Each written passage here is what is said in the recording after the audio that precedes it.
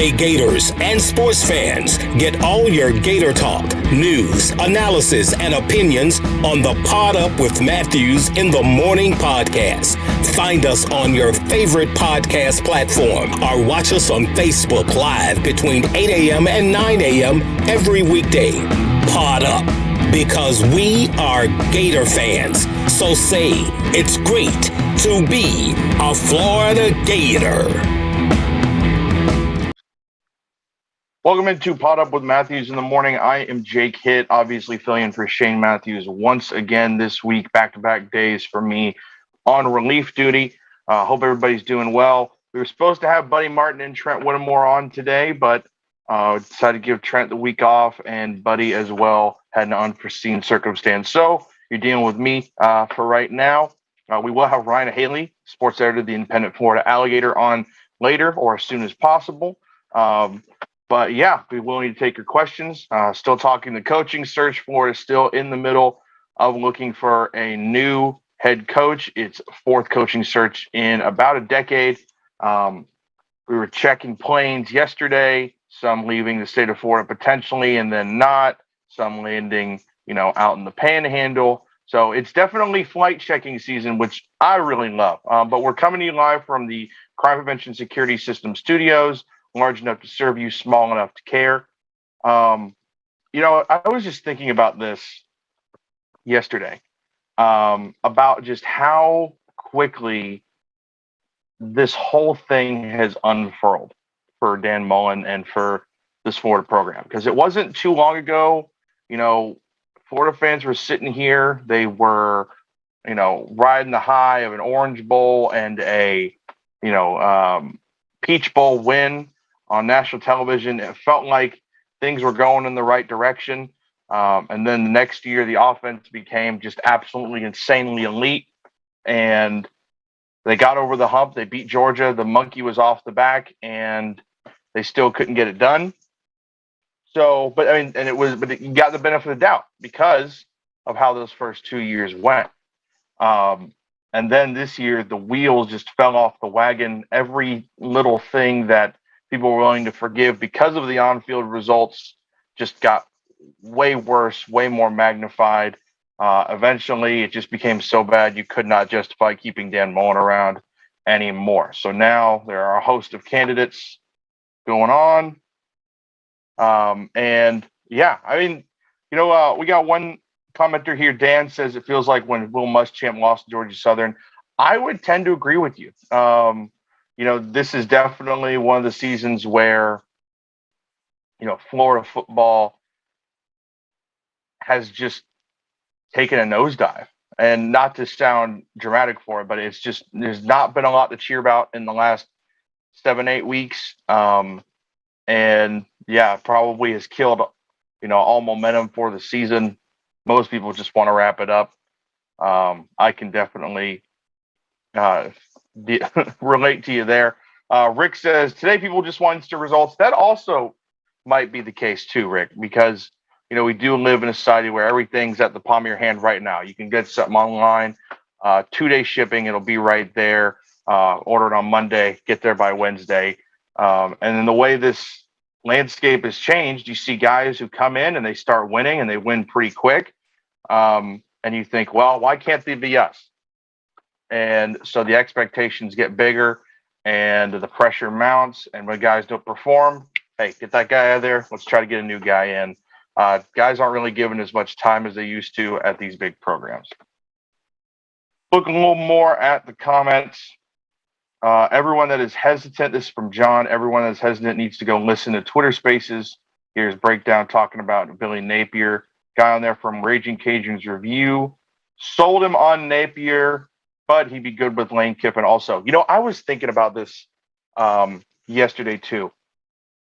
And we'll talk about this with Ryan because he, I think, agrees a little bit. But, it could really be where you get a Dan Mullen clone for either Billy or Lane Kiffin. Mostly because of what feels like the risks with both of them. from what's been said about Billy Napier, he really loves to run the ball. He's very stubborn about it.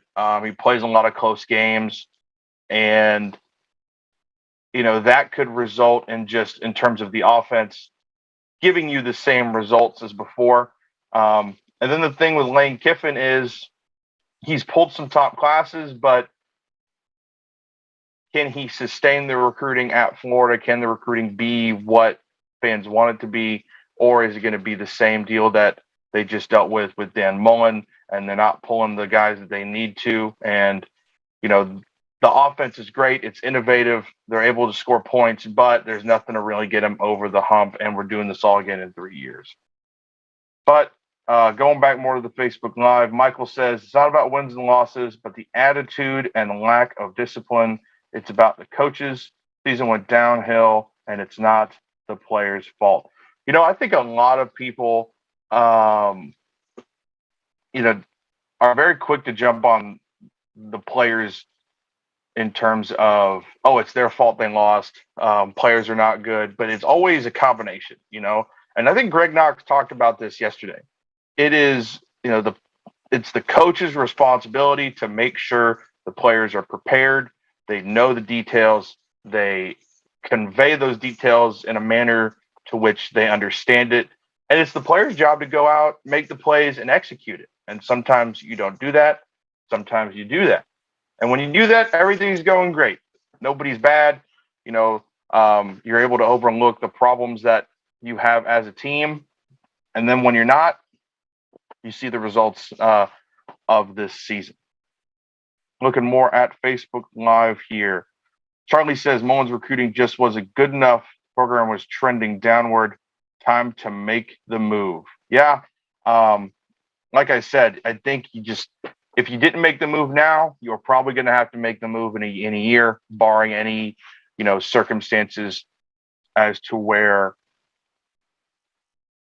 you're going to have to end up firing Dan Mullen, especially if he lost to Utah. It probably would have gotten way, way more noisy for him. And I think you want to make this move preemptively or actively instead of reactively. Proactively. That's the word, Evan. Remember that for your SATs. You want to do that proactively instead of, reactively. That way you can get ahead of it. You can set something up. And people have said, Florida infrastructure is probably the best it's been in a long time. The standalone facility is still being built, but how many coaches have come where that doesn't exist? Now the guy coming in can be able to actually sell that. Dan Mullen was selling, well, we're building this. We've been trying to build it. It's still not done. Whereas, whoever comes in can say, look, got this great standalone facility. It's ready to go. It's got all state-of-the-art stuff in it. You can record your podcast in there. We've got a nice little recording studio. You can also make mixtapes, all sorts of stuff like that. So let me tell you about South State Bank, though. At South State Bank, we understand that small businesses need a community business partner that they can rely on. South State has 4 convenient Alachua County locations. South State Bank, banking forward, member FDIC. And Celebration Point, it's where Gators come to celebrate with premium brands like Nike, Prime and Pearl, Regal Cinemas, Le Macaron, Dave & Buster's, Bass Pro Shops, and the HBC's restaurant Spurrier's Gridiron Grill, now serving brunch on Saturday and Sundays. We will see you at Celebration Point, where Gators come to celebrate. Let's get back to some Facebook Live. It's been nice to have you as a co-host today. John Brock, Napier is a relentless recruiter. I feel like he challenges smart year-round in recruiting. Dan just hit on what I was talking about. New facilities, coach that works NIL, university spending. The recruiting money will help whoever comes in.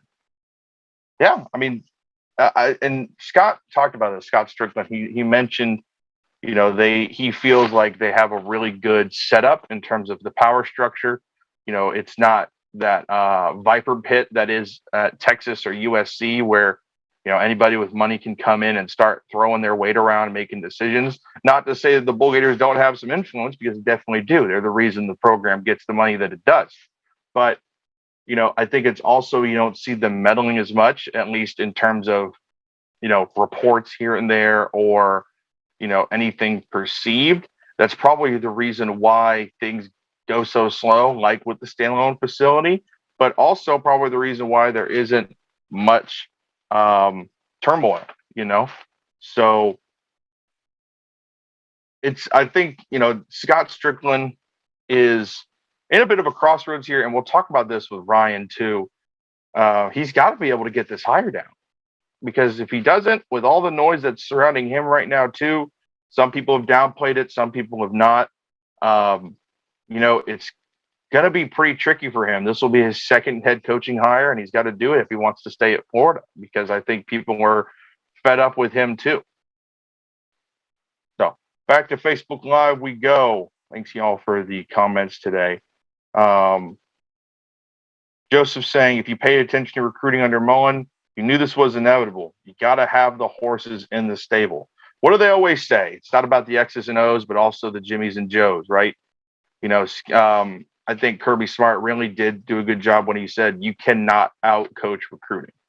If you have talent and you can coach, it's unstoppable. But you have to have premier talent if you want to beat the premier guys on a regular basis.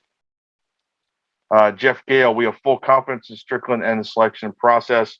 I would hope so. I mean, it's if you have an athletic director, why would you not have confidence that he can make the right hire? I think he has a pretty good track record at Mississippi State, but I think it's also, everything surrounding him right now, and the fact that the first hire didn't go as well has probably put some pressure on him. Paul. Okay. We're going to be joined by Ryan Haley here actually in a second. We got him on early today to make up for Buddy's absence. Ryan, can you hear me? Yeah, I can hear you, Jake. What's up, dude? Not much. We're just talking little Dan Mullen coaching, little coaching search, Dan Mullen, Scott Strickland. We're all over the place today. All the normal topics. All the normal topics. Yes, exactly. So have you been tracking flights at all recently? One specific one. Oh, who would that be? I don't know, this wacky little place somewhere in the bayou. Yeah, it's just I wonder how much of this is just fake outs. They know the plane can be tracked, and because why would you fly to Destin? I mean, I've seen conflicting reports on whether or not the plane actually got there, but I think that matters less than the fact that Dave Waters confirmed that Florida met with Napier yesterday. He said a few different people, so I don't know if the plane matters as much as that aspect of it, but yeah, it's flight tracking season, baby. We're definitely gonna have at least a few more of these scares. I'm just excited for the first one that heads out to LA, and we're like, oh my god, Chip Kelly Part 2. No, they're going to get Dante Williams, the USC interim coach. When I tell you Yes. if they see a plane heading for Oxford, oh my god, dude, meltdown. Half the city of Gainesville would show up to the tarmac, right? It'd be waiting to see if Lane Kiffin gets off the plane.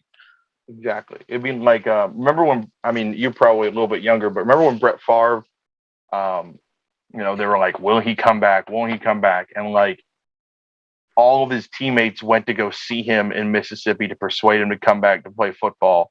And then we got a live shot on ESPN of this private jet landing on a tarmac and Brett Favre coming out to meet with people.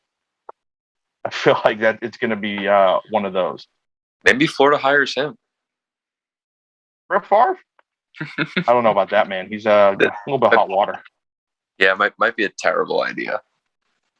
Would be definitely not would be the best idea. But if anybody doesn't know, Ryan Haley is the sports editor, I believe, of the Independent Florida Alligator. They have done some great work this year, not just in sports coverage, but also some great investigative work, whether it be just in general news with everything that goes on with the University of Florida, or in sports with one of their own reporters, Zach Huber, breaking the alleged abuse story on women's basketball coach Cam Neubauer. So just want to take the opportunity to say, Ryan, you guys are doing a great job, and I hope you keep up the good work. Thanks, man. I appreciate you. Yeah, I'm glad. I'm glad we got a lot of really good writers on our staff. So I'm glad we've gotten the chance to do as much great coverage as we've done this semester. Yeah, and you have another friend of mine, Stephen Walker, is the editor. So I'm sure he's been writing great leadership too. Steven's okay.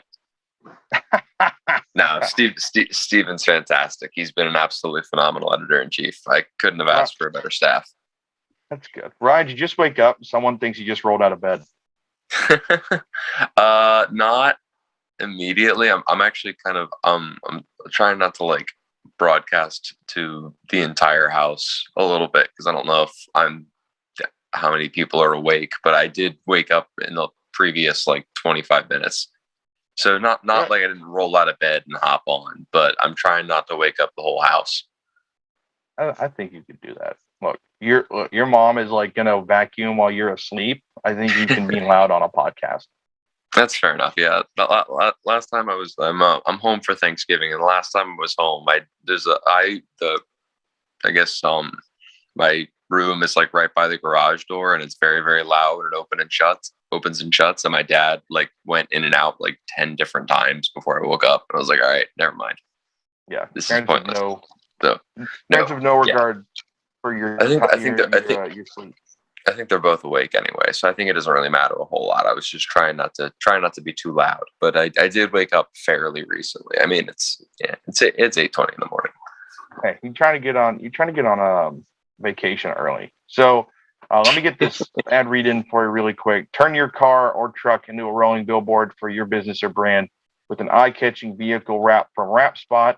This November, mention promo code Shane and receive 13% off your vehicle wrap. So, Brian, what I'm saying is you could spend money at WrapSpot and you could turn your car into a rolling billboard for the alligator. And that would definitely make subscriptions definitely make sales go up because you guys definitely sell your newspaper. It's definitely not for free. Hold on. I'm gonna hop off. I have an idea for Steven real fast. Okay, good. So you also, as part of the sports editor, you and your other fellow writers are involved with the student media poll. You guys put out rankings every week. Yes, that's been one of my favorite projects to be involved with. Tonight, the CFP comes out. What do we see for a top four tonight? Yeah, I think Georgia staying number one is going to be fairly consensus. I don't think anyone really questions who's going to be the top team in the country. As much as Florida fans probably aren't super happy with how the season's gone in that aspect. I'm curious to see if you agree with me on this, Jake. I think Ohio State hops Bama for 2 after the way they beat Michigan State. I think they hop up into the second spot. I know the Oregon loss looks worse now that Oregon's lost twice.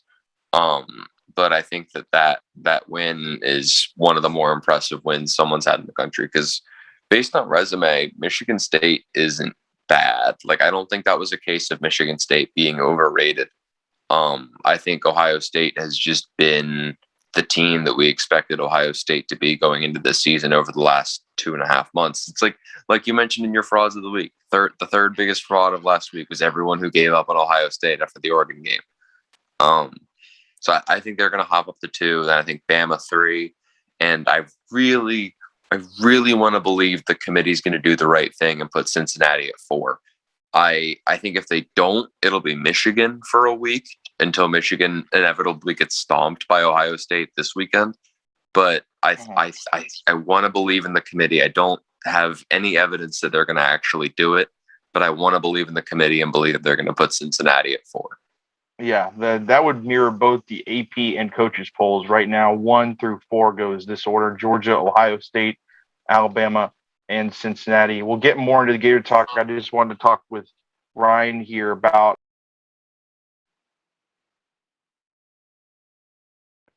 sorry, I got a nice phone call there. About the landscape of college football, because that's kind of one of the things he's been talking about this year. But I mean, I agree with you. Ohio State's shown that they are what we thought they would be. I think A lot of people thought they'd be really young and not be able to replicate it. But, I think guys like C.J. Stroud, Travion Henderson, and obviously that great receiving core they have really put them over the top. Like you said, they completely dismantled Michigan State at home, so much so I'm pretty sure Mel Tucker was considering just taking the contract extension right then and there. It's a huge mistake that he didn't get it done before that game, but I'm pretty sure that game, like, not only for him, but also for what happened with Kenneth Walker, I'm pretty sure that game made C.J. Stroud my Heisman favorite. I think he took over the very unfortunate. I think he took over the Vegas odds too. I think he leaped Bryce Young, but that first half stat line was nuts. And then he only missed half of as many throws in the next half. Jeez. Listen, Jake, I have some sources that are still trying to confirm, but I think C.J. Stroud is good at football. I would probably tend to agree with you there. Yeah, I know. I'm trying to confirm it now. But talking with you about, you mentioned you could see Michigan getting up there. I would definitely think they'll put Michigan in at 4, so they can have the top 4 matchup in the game this weekend. I don't disagree. I don't think that's a bad take. My only thing on that is if you put Michigan at number 4, you're acknowledging they're only going to be there for a week. I mean, I have no problem with Michigan being 4 because I think Michigan still controls their own destiny. If they beat Ohio State, they're probably going to win the Big Ten, and the Big Ten champion is in. In the 1% scenario of the simulation that we live in, where Michigan State beats Ohio State this weekend, Michigan State's going to the playoff. So it makes sense. I mean, I think that would be a little bit bold, and I don't think they really deserve it because I don't really know what their resume looks like on paper other than nearly beating Michigan State and blowing out a lot of bad teams. But I don't think it's unreasonable to think that Michigan might hop it. I'm still trying to get over the fact that Notre Dame to the playoff looks inevitable, and I hate it. Again, like remember when we wrote off Notre Dame after they lost to Cincinnati? They're like college football's cockroaches.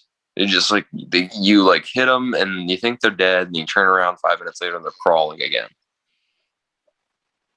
Yeah, you turn around and oh my God, where did they go? Where are they? Where'd they go? And then they're on their face, on your face. Mm-hmm. Although it'd be kind of fun to see. I guess depending on who it would be pretty fun to see.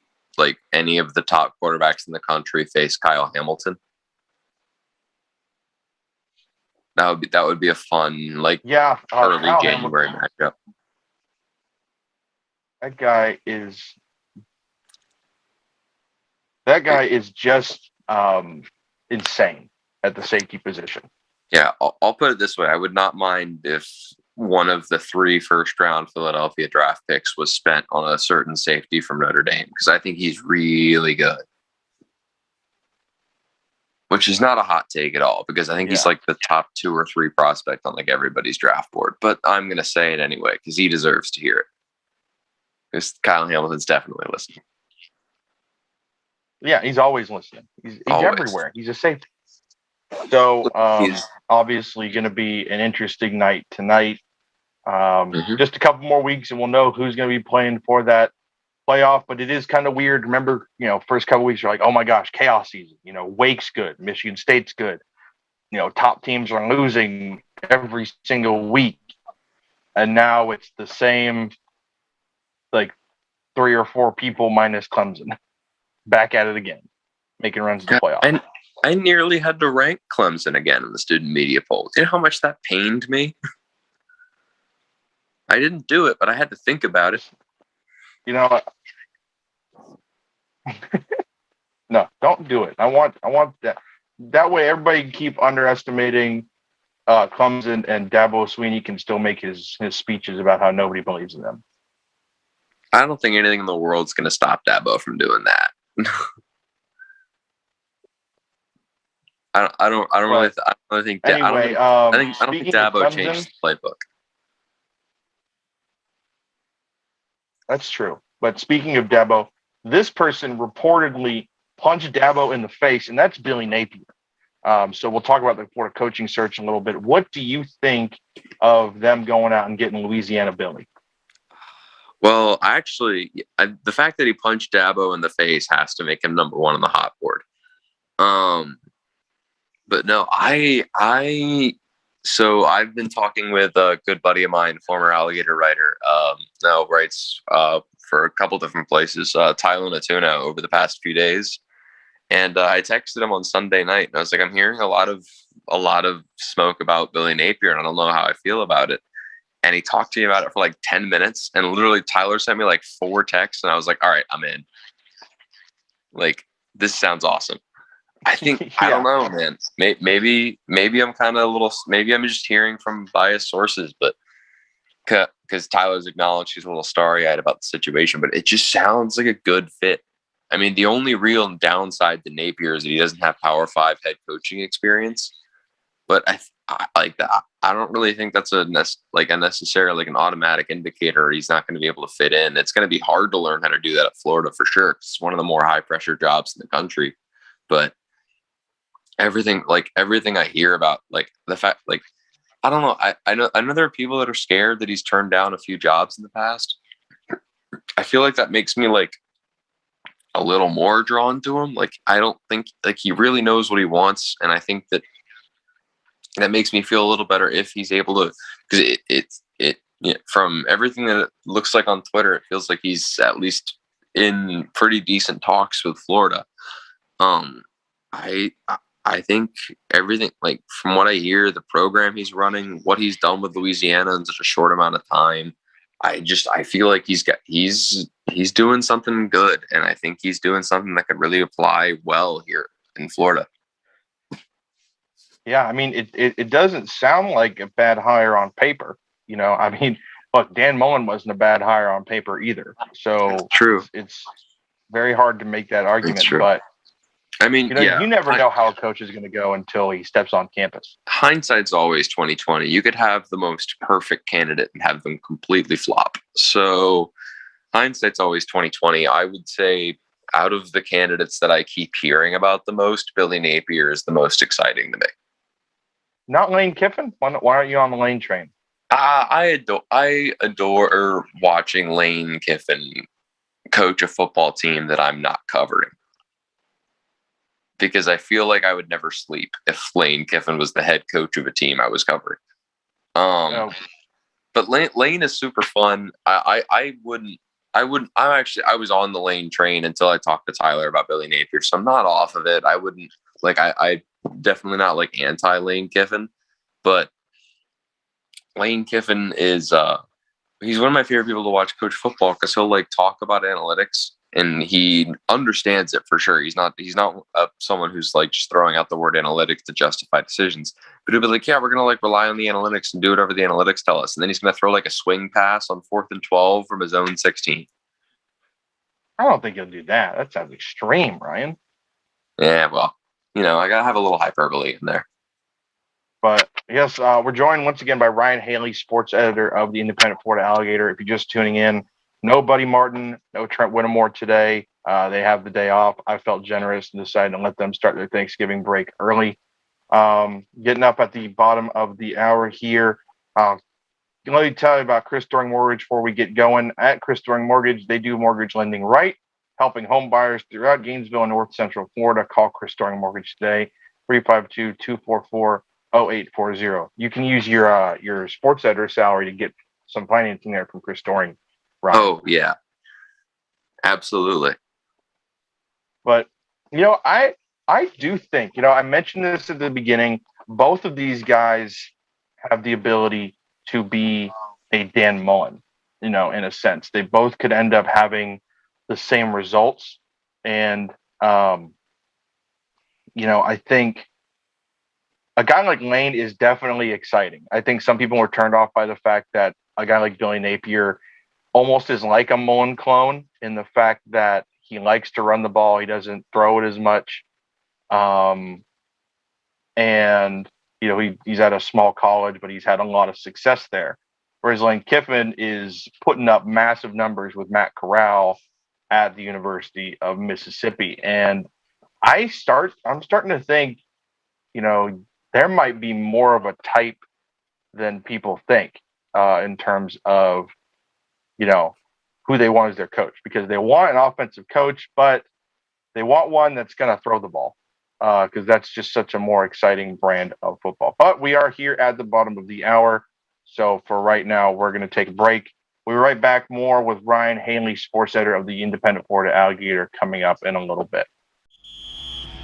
We want to take this moment to thank all our sponsors who keep the show going and pay the bills. Crime Prevention Security Systems, large enough to serve you, small enough to care. Titan MRI, Gainesville's only locally owned and operated MRI facility. Meldon Law, won't back down. Peachland Dental, Gator Nation's first choice for dentistry in Port Charlotte. Comfort Temp, comfort is our business, peace of mind is our promise. QC Kinetics, live pain-free with QC Kinetics. Great Clips, it's gonna be great. Our Gridiron sponsors are Auto ER, UF Bookstores, Celebration Point Town Center, South State Bank, Chris Doring Mortgage, Silverback Concrete Co. Some of our touchdown sponsors are Campus USA Credit Union, Adams Rib Company, Doreen Wiebe Realtor, Caldwell Banker, MM Parish, Gator Dominoes, Celebrate Primary Care, Gator Bait Media, Wrap Spot, Okido America, Gators Dockside, Style Cuts, Big Mills Cheesesteaks. If you are interested in promoting your business on the show, visit potupwithshane.com and click the advertise button. Again, thank you to all the great businesses that support the show. If you like what we are doing here, make sure you follow us and support the businesses that support us.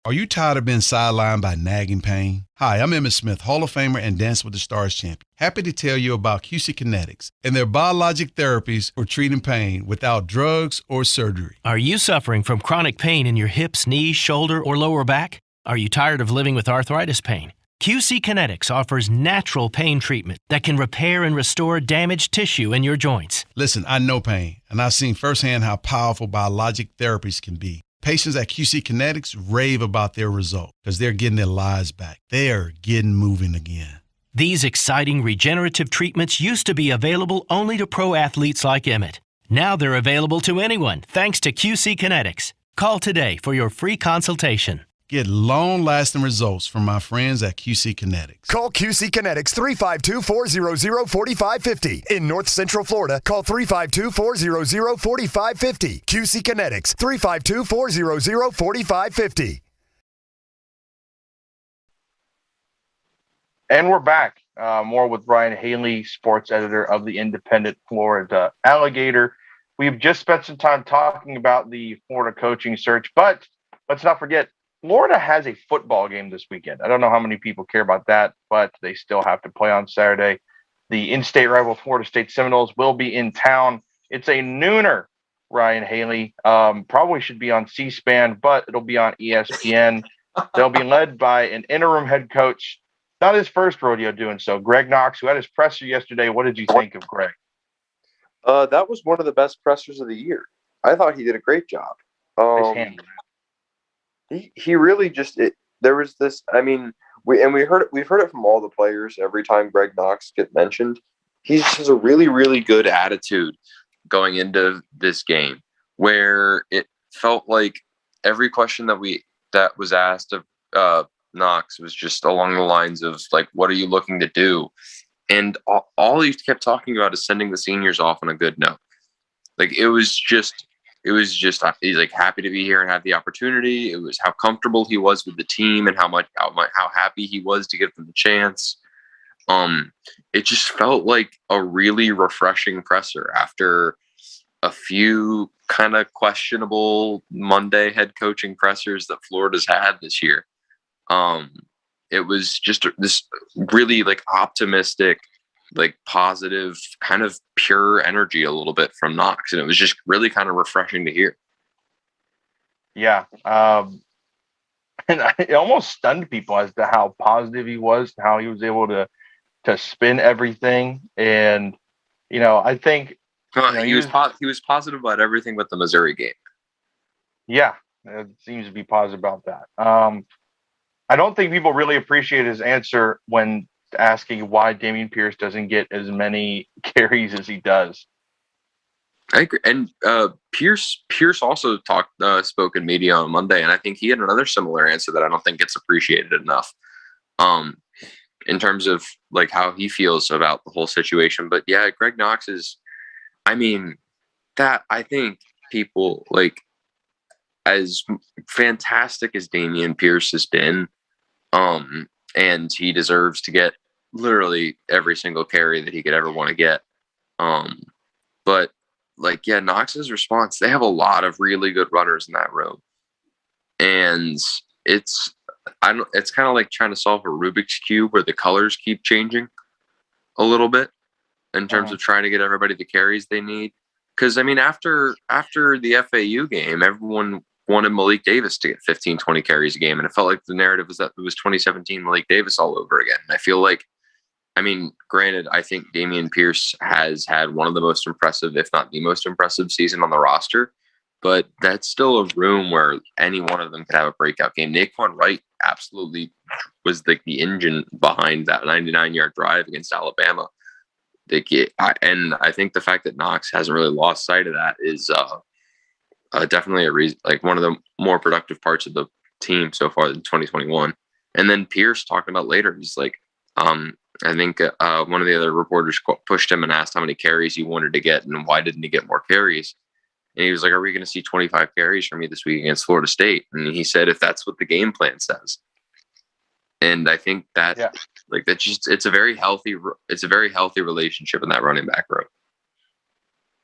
Yeah, I mean, those guys are really good at being on message, and I tend to believe them, that they really don't care who gets the carries, who gets the catches, who gets the touchdowns, as long as they're winning ball games and doing what they need to do and doing their job. Because, like they've said before, if you're able to do your job and you're able to take care of the small details, look, someone's going to take a look at you to pay you money to play football. 100%. But it sounded, for hearing Dameon talk, it sounded like he was much more bothered about what's been happening with the team as a whole in the last few losses, rather than the fact that he hasn't gotten more than 10 carries in a game. He didn't sound overly bothered. Yeah. Paul's asking on Facebook Live, do we being the Gators, do we have any chance to win, Ryan? Do the Gators have a shot against Florida State? I mean, sure, they definitely have a shot. I mean, it's a game between 2, 5, and 6 teams. So I don't really think either. I don't think it'd be unreasonable to say either of them have a shot to win. If you're asking me what that percentage is, that I know less of. I think early on in the season in September, I don't think many people would have given FSU a shot. And now with the way the season's gone, it's definitely if I were a bet, I think the line opened at Florida being 10-point favorites, right? Yeah. I would most definitely take FSU to cover that. I think it'll be a close game, and I think FSU is probably playing better football as of right now. It's just kind of hard. Like, it's hard to quantify the effect that Knox being in charge of the team is going to have, and that's like not to sit here and say that Florida football stank because of Dan Mullen, but anyway, the team is playing. There's a lot of seniors in this team, and there are a lot of seniors that seem very popular in the locker room on this team. And so to have that motivating factor and to have Greg Knox in charge for a week, it's really kind of hard to pin down exactly what this Florida team is going to come out and look like. They're going to have different people calling plays, different people in charge. They have the additional motivation of senior night.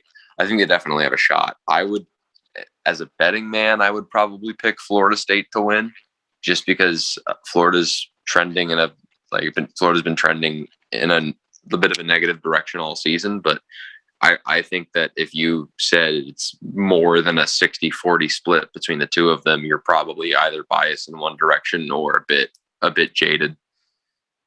Yeah. According to John, the line is now at 2 points. So basically you are going to have to pick them to win. Oh boy. Well, okay. Then, man, this is a good thing I don't bet. But yeah, it's a good thing I don't bet either. But Lauren Meadows on Facebook Live said, one good thing about Pierce not getting as many carries is he will be fresh legged for the NFL. I will say True. NFL teams are going to look at him and say, like, look, he does not have many miles on that, on that body, and he'll be able to carry for us. I'm so excited for 2 years from now when Dameon Pierce is like a starting NFL running back, and everyone's like, "What?" Like all of my friends, are like, you covered him at Florida. Why didn't he get the ball more? And I'm going to be like, I don't know. Nobody knows. Nobody knew. Never know. But Florida football is not the only team in action this week. Florida basketball just actually finished up a game, very impressive game against California. It took me a second to remember that. I covered the game as a radio producer yesterday. Very dominant win for them, but not a lot of great basketball like we've seen the first several games. I mean, not a lot of flashy offense, but that defense looks pesky. That Florida looks like they've kind of found their identity really early on, and we're going to bother the hell out of our opponents with defense. Yeah, almost like a Virginia, a little bit. I don't think they're quite to that like degree, but that's a good comp of just like, I don't like and the fun part is all the players in the roster seem to really enjoy doing it too. Like there's not really anyone who's like taking possessions off. And again, in that game against Cal, like people were showing up on defense even when they were up 20 points late in the second. I almost said fourth quarter. Too much NBA. Late in the second half, or too much football actually. But even late in the second half when they're up by 20 points, guys like second lineup guys still aren't taking defensive possessions off. Yeah, and it was, I think someone brought this up last night, that second half, California actually played really good basketball. They ended up winning the rebounding battle. I know that's a small victory, but they didn't exactly play terrible basketball in the second half. And Mike White's over here messing with lineups, experimenting, trying to figure out, what he wants to have set up in terms of rotations. And they're still beating a Cal team that's not exactly playing terrible. No. They're beating a Cal team that's not playing terrible in a conference in the Pac-12 that's probably better than people thought. Yeah, well, we will say that Cal is picked to finish last in its conference. They did not win very many games last year. This is true. This is very true. But that doesn't fit the agenda we were talking about just now, so we're going to ignore it. Look, man, you gotta know all the facts. Okay, can't be spreading lies out here. Lies are for the off season, Ryan. Okay, you cannot lie in season. Okay, listen, Jake, we are in flight tracker season. I think this is essentially the off season. It's off season for football. We can't lie about basketball. That's true.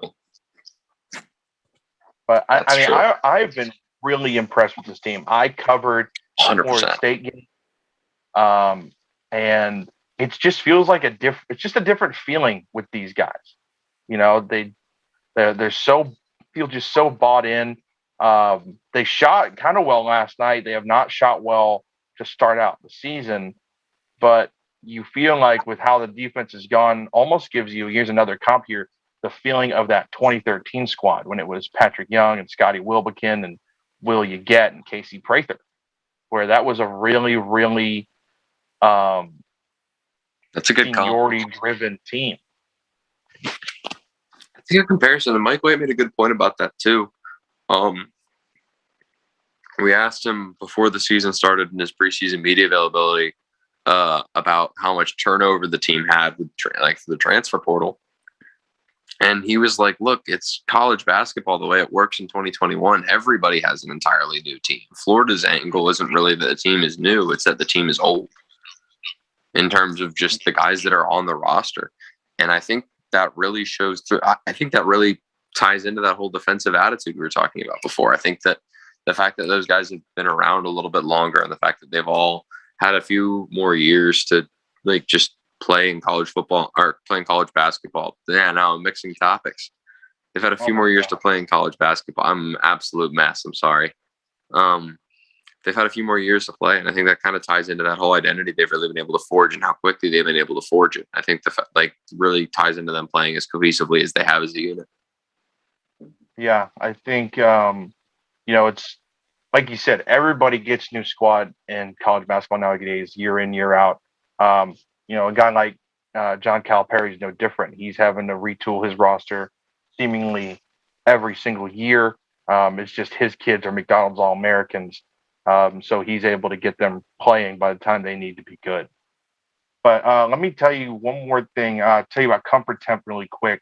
At Comfort Temp, comfort is our business. Peace of mind is our promise.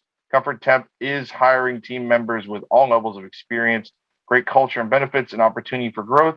$1,000 sign-on bonus for qualified positions. Call today to learn more about a career with Comfort Temp Company, 352-376-2366. So, Ryan, if journalism does not work out for you, you can go work for Comfort Temp. I'm gonna make a phone call right now. Okay. And with Comfort Temp comes our This Day in Sports History. I will tell Mr. Haley about it. This is the one that he probably has near and dear to his heart. In 2018, Phil Mickelson claimed a $9 million winner-take-all prize in dramatic match play golf duel with Tiger Woods, finishing under floodlights in Las Vegas. Today. I remember that. The first iteration of the match. And we got like the 5th, the 6th coming up later this week. Yeah, Bryson DeChambeau and Brooks Koepka will be facing off, so that'll be fun. I think it's the day after. It is the day after Thanksgiving. It'll be I think it takes place on Friday. Yeah, it's gonna be interesting to see with all that happened there. But more about Florida basketball. They now will face Ohio State on Wednesday. A really great defense and a really great offense facing each other. This Gator defense has been really good about forcing turnovers.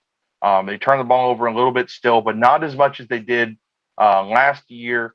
I'm expecting a very interesting, very good basketball game, especially with what we saw with Seton Hall and Ohio State last night.